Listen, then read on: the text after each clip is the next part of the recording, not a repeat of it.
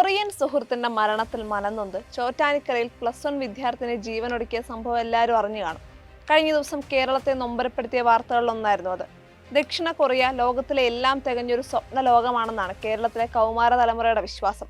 Korean സംഗീതം, Korean cinema, Korean റീലുകൾ, Korean കാഴ്ചകൾ ഇതൊക്കെയാണ് ഇന്ന് കൗമാര തലമുറയുടെ പതിവ് കാഴ്ചയും സംസാരവും. സ്കൂളിൽ കൂട്ടുകാർ വട്ടം കൂടുമ്പോഴുള്ള സംസാര വിഷയങ്ങളിൽ പ്രധാനമാണ് കൊറിയൻ വിശേഷങ്ങൾ. നമ്മുടെ നാട്ടിലെ പാട്ടുകാരെയോ സംഗീതജ്ഞരെയോ അറിയാത്തവർക്ക് കൊറിയൻ സംഗീത പ്രതിഭകളെക്കുറിച്ചുള്ള A to Z കാര്യങ്ങൾ അറിയാം. അവരുടെ വിശേഷങ്ങൾ, ജന്മദിനം ഇതൊക്കെ സ്റ്റാറ്റസ് ഇട്ടും ലൈക്ക് അടിച്ചും ഷെയർ ചെയ്തും മധുരം പങ്കിട്ടുമൊക്കെ നമ്മുടെ നാട്ടിലെ കൗമാര തലമുറ ആഘോഷിക്കുന്നത് പലപ്പോഴും മുതിർന്ന തലമുറ അറിയുന്നില്ല എന്നതാണ് യാഥാർത്ഥ്യം. BTS എന്ന സംഗീത ട്രൂപ്പിലെ ഓരോരുത്തരുടെയും വ്യക്തി സവിശേഷതകളും വിശേഷങ്ങളും ഒക്കെ പലർക്കും കാണാപ്പാഠമാണ്. ലോകത്തിലെ ഏറ്റവും സുന്ദരവും സുഖകരവും സുരക്ഷിതവുമായ രാജ്യം കൊറിയയാണെന്നും അവിടെ എല്ലാവർക്കും പരമസുഖമാണെന്നും അവിടെയുള്ളവരെല്ലാം ഹീറോകളാണെന്നും ഒക്കെയാണ് പല കൗമാരക്കാരുടെയും ധാരണ. വലുതാകുമ്പോൾ ഏത് രാജ്യത്ത് പോകാനാണ് താല്പര്യമെന്ന് കൗമാരക്കാരോടൊന്ന് ചോദിച്ചാൽ അറിയാം അവരുടെ കൊറിയൻ പ്രേമം. റീലുകളിലും വീഡിയോകളിലും പാട്ടുകളിലും കാണുന്നത് മാത്രമാണ് കൊറിയയിലെ ജീവിതമെന്നാണ് പലരും ധരിച്ചു വെച്ചിരിക്കുന്നത്. യാഥാർത്ഥ്യ ബോധമില്ലാത്ത ഭ്രമലോകത്താണ് ഈ കുട്ടിക്കൂട്ടങ്ങൾ.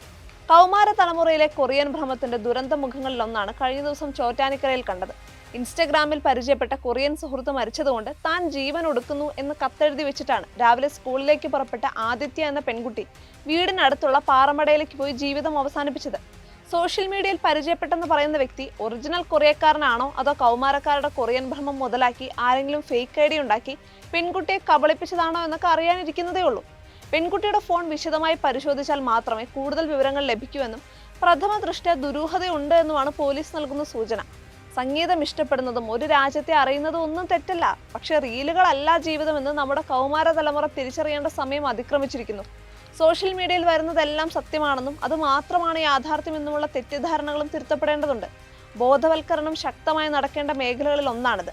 ഭ്രമയുഗത്തിന്റെ ബ്ലാക്ക് ആൻഡ് വൈറ്റിൽ നിന്ന് യാഥാർത്ഥ്യബോധത്തിന്റെ കളറിലേക്ക് നമ്മുടെ കൗമാരക്കാർ നടന്നു കയറട്ടെ.